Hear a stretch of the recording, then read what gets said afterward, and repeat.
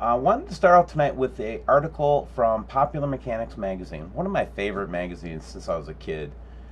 Mysterious Planet 9 may be responsible for planet's world orbits. And what's interesting about this, you guys, is that while everybody's questioning us on does Planet 9 exist or not, the real scientists are trying to figure out if the planet or system, if you will, has been interfering with the orbits of the planets in the past. So let's go ahead and read a little bit. Earlier this year, astronomers made a shocking announcement. If you hadn't heard, they made a shocking announcement that there may be a ninth planet orbiting in the far reaches of the solar system, which I call BS on because I think it's right next to us.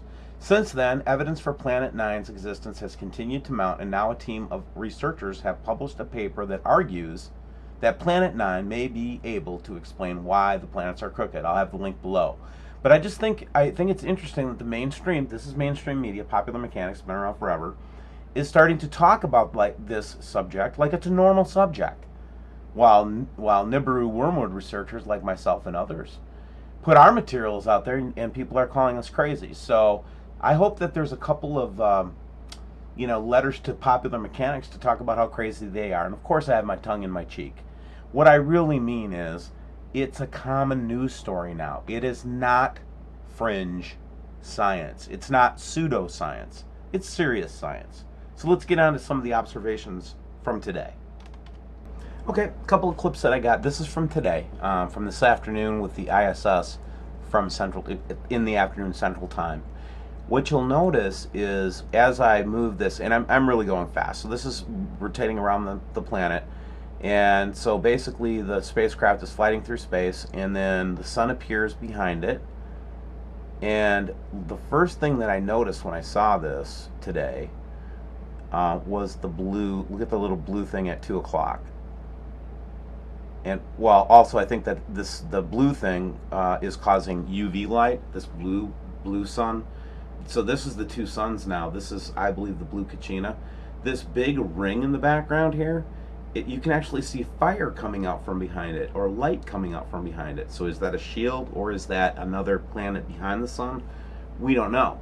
But what we do know is this is the first time I've seen a blue dot next to the sun from the ISS, and it presents interestingly. And I think it's just messing up the aperture of the camera because it's getting too much light, more light even than it's supposed to get because of the UV. And I think that's why you get that flashing effect. I don't think it's the sun flashing so much. I could be wrong about that too, but I hope not. I hope I'm right that it's just an effect of the camera. So you can see that blue thing, and then that's just an amazing capture, guys, and just another sign that it's time to prepare. More ISS footage from today earlier.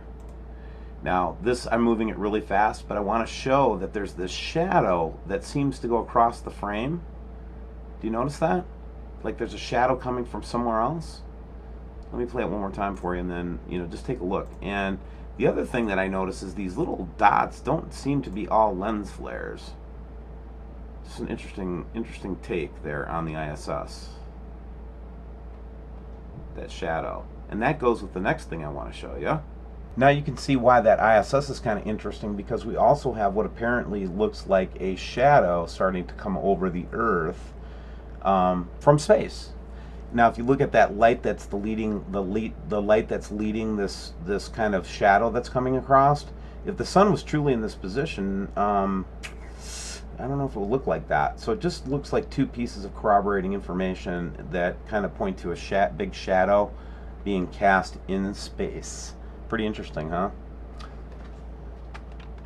Okay, so this is the Davis Station South Pole cam, and we're getting that red, the orb with the red dust circle around it, and then the big triangle again just showed up again on Davis Station. It's the first time I've seen it in a long time.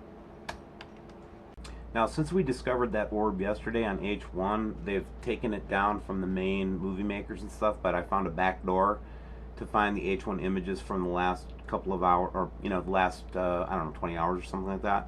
But basically, as we continue on with H1, this coronal or this ejection or whatever continues from this object, was said to be either Venus or Mercury. I think a lot of people think it's Venus, but what you see is this apparent shape of an object in the background, and I'll just kind of roll through this a couple times and then we'll lighten it up so you can see. But you know, it's very suspicious the way that this is starting to come into focus. And we saw that orb in the lower coronal ejection. Now we're starting to see this almost shape. You see that, how it's almost a shape in the coronal ejection up there? And again, they have the image filter on there that obfuscates the ability to see what's really there in clarity. But again, it's very, very strange.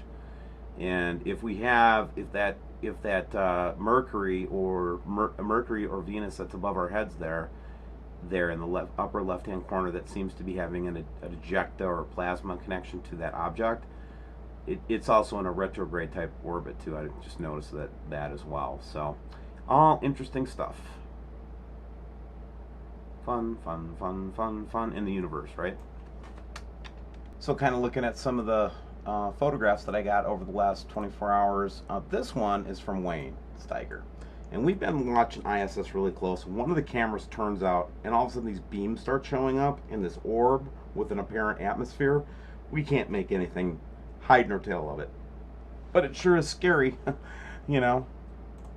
Anyway, this thing's been going off all day. And if you don't know the story on this, meteors.com. Basically what it does is we're detecting meteors by using a device that shoots a signal up into the atmosphere, and then whatever bounces back tells us that there's an object there. Well, we've been watching this thing for the last couple days, and it goes off with this really strong return, which clips right over the normal instrument. To give you an understanding, when the Chelyabinsk, Russia meteor hit, it was a 2-minute return. Well, this thing's going off for hours at a time now. They say it's a sporadic E, is what the engineers might say that it is, but we've basically eliminated that because we've had 2 radio technicians and my background in radio technology to validate that this is a hard some kind of hard object that we're getting a return on. We don't know what that object is, but it is a solid object that is being detected in the atmosphere. This is continuing today. Some theories include that it could still be the Chinese space station, which I think is still making its return.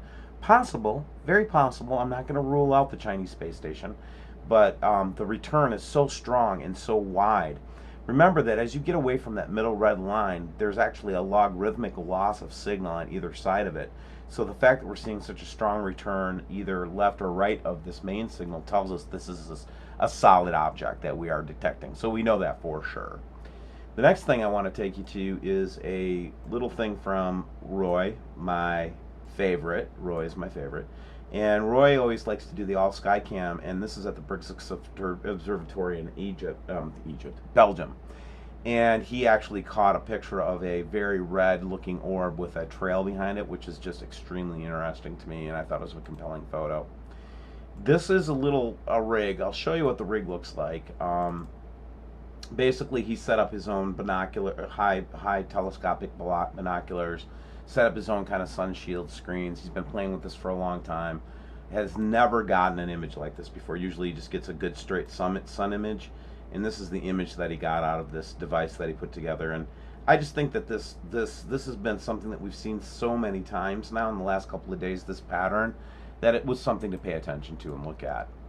And then finally, these rainbows are showing up all over. This particular one is interesting because there was no rain for 3 days, yet they get this huge rainbow. I still am wondering if this is an outline of a planet, a refraction of the planet's atmosphere into our atmosphere, what it could possibly be, but it sure is interesting, and it sure is beautiful, especially when we get those triple, quadruple rainbows and things like that. So I think that just the stuff that we're showing today, I think I'm going to stop here and just let you know, it just seems to be getting more and more intense. The data that's coming in is better, higher quality, and we're getting it from all over the world. And I just want to let you all know that I do take this very seriously. This is not just interesting to me as a scientist, but it's also interesting to me as a human being, as part of the human race. And I just want you to know that we are not trying to scare people. We're trying to inform you so that you can make decisions before this makes it so that the only decision you get to make is a decision that somebody else makes for you. And we don't want you to be put in that position if this is truly going to happen. So with that said, join a group. Get to know WSO. Check us out. We really, really appreciate all the subscribers and people who have been supporting this, and we continue to grow. Tonight we actually had several hundred people on our conference call for the WSO groups, and these are people from all over the world with as diverse a background as possibly could ever be imagined. You know, from Buddhists to Christians, Muslims. You just can't believe the mix of people. So feel welcome to come, even though we are the leadership typically is very Christian here. We want you to know that you're all welcome to be a part of a group, just to have somebody to talk to, just to be on a Facebook page where there's only a few people on it you can talk and tell your feelings to. Because we want you to know one thing, most of all, that if you're aware of what's going on here, you're not alone and you're not crazy. Good night.